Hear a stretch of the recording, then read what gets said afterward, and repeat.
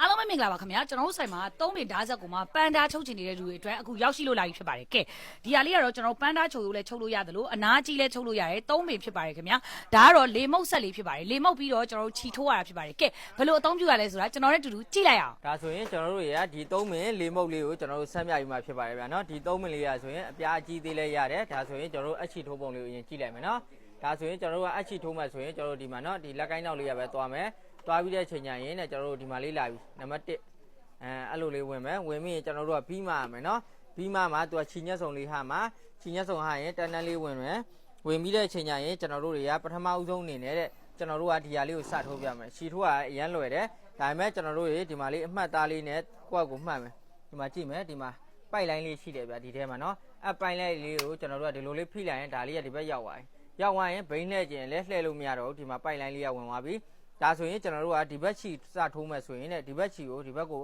ဒါလေးကိုဒီဘက်ပြောင်းလိုက်ပြီဆိုတာနဲ့ဒီဘက်ချီစထိုးလို့ရပြီနော်အဲ့လိုချီထိုးလိုက်တဲ့အချိန်ညရင်နဲ့ကျွန်တော်တို့ကဒီပေါ်လေးကနေဒီလိုလေးဝင်အောင်ထည့်ပေးရမယ်ဒီပေါက်လေးတော့အရင်နော်အဲ့လိုလေးကိုအရင်ဝင်အောင်ထည့်ပေးမယ်အဲ့လိုလေးဝင်အောင်ထည့်မယ်ထည့်ပြီးတဲ့အချိန်ညရင်ကျွန်တော်တို့ကဒီမှာလေးနော်မြှောက်ထားပေးထားမယ်သူ့ကိုသူအဲ့လေးကိုလေးစုပ်မယ်ဗျာနော်ဒါဆိုရင်သူစုပ်သွားပြီဒါဆိုရင်ကျွန်တော်တို့ရဒီမှာလေးနော်အရှိစားလေးကိုခြေလေးဆွဲထားလိုက်ရင်ဒီဘက်ကလုံးလေးမှာထွက်လာလိမ့်မယ်ဒီမှာထွက်လာပြီရှီလေးကအော်တိုနော်ဒါဆိုရင်တပင်ပြီးသွားပြီ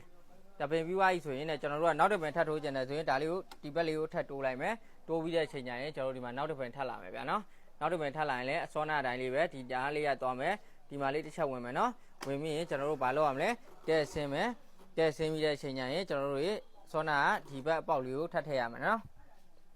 ဒီတဲ့ကိုစီထိုးတာကြီးပါလေတဲ့သူကစီမထိုးခိုင်းအောင်ပြထားဘူးပြနော်ဒါဆိုရင်ကျွန်တော်တို့ကဒီပေါက်လေးတွေကိုအရင်ဝင်အောင်ထည့်မယ်သူကနည်းနည်းလေးဝင်အောင်ထည့်ရမယ်ဗျာနော်ကျွန်တော်လက်တစ်စစ်လောက်ဝင်အောင်ထည့်ပြီးတဲ့အချိန်ကျရင်ကျွန်တော်ဒါလေးကိုဆွဲချလိုက်မယ်ဒီမှာတန်းထောက်သွားပြီဗျာနော်ဒါဆိုရင်သူကချီထိုးကအရန်လွယ်တဲ့ဆက်လေးဖြစ်တယ်ဗျာနော်